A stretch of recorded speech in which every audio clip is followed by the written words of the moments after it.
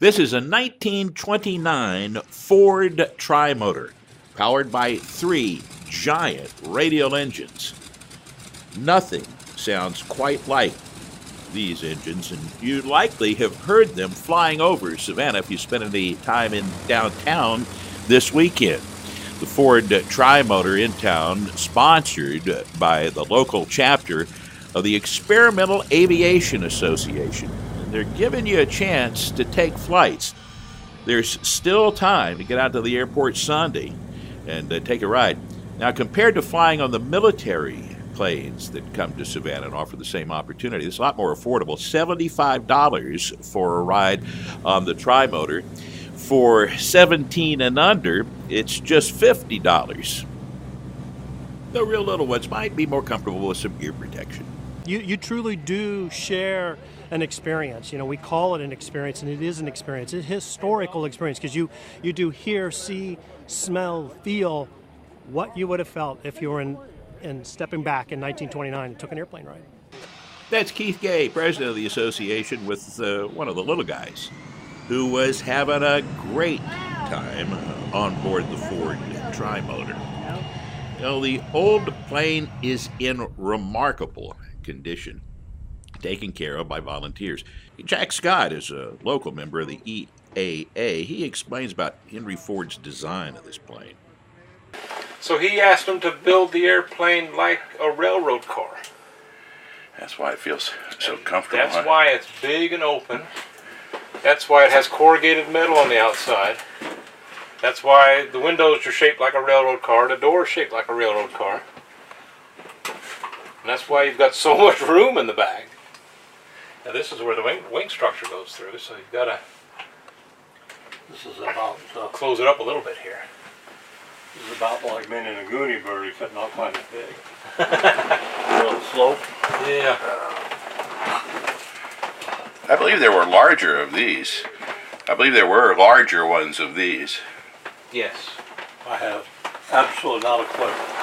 This is the smaller one. This is the 4AT. There's a 5AT that's a little bit bigger. I think the engines are the same. But actually, the 5AT requires 2 pilots. This one only requires 1 because it's under the weight limit. Now, what that means is for $50 extra, you can fly in the right-hand seat like our good friend Sonny Dixon did on the media flight. Keith Gay is the president of the local chapter of the Experimental Aviation Association. Basically, we promote and support experimental aviation and just aviation in general for everybody, mechanics, enthusiasts, pilots, it doesn't matter. I mean, we have people in our chapter that are from all different walks of life, and it brings in a whole wide array of experiences that really makes it a lot of fun to hang out with people. And we have a meeting every month, first Tuesday every month, and we get together at Lozola's Pizza and we sit down and we chat. We have presentations about various aviation-related items from either building or somebody's experience in flying this airplane back when to, you know, safety issues and that kind of thing. And then we have a business meeting. But we have a good time with them. We got a lot of great people that come to this and gather just to partake in that environment. Well, we promised a preview. I'm going to be quiet and let you just ride on the plane for a few moments here.